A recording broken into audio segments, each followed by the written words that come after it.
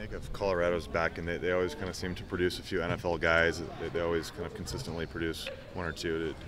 Any different this year, or pretty much the same as always? Yeah, they've got quality players every year, you know. I mean, there's a lot of guys running around from Colorado that are pretty good players. So, you know, they're kind of like they always are. Just, you know, have some great players at some key positions, and then they, you know, then they're like the rest of us too. You know, they just fill in where they have to.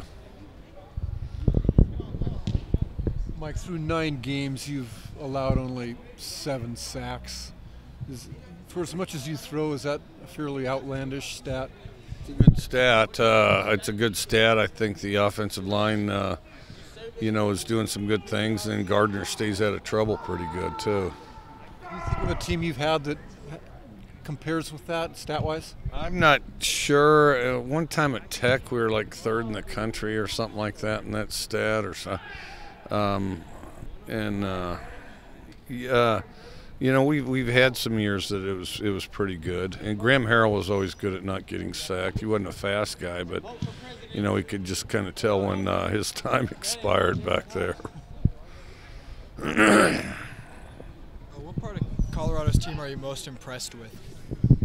Really overall, kind of just their overall play. You know, it's like you know, the strength of a team you worry about the most is, you know, they're pretty solid everywhere. You know, they don't have any big holes.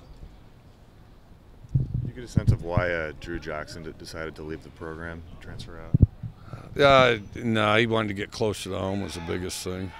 Does that surprise you at all? No, not really. Not really. Is there anything you could take away from last year's game, given that was a fairly lackluster performance from Colorado?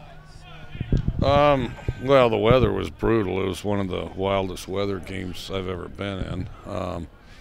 You know, it was bitter cold and swirling rain, so no matter where you turned, you're going to get a face full of water. And then the wind blew just for good measure to make sure that it was as chilly as possible.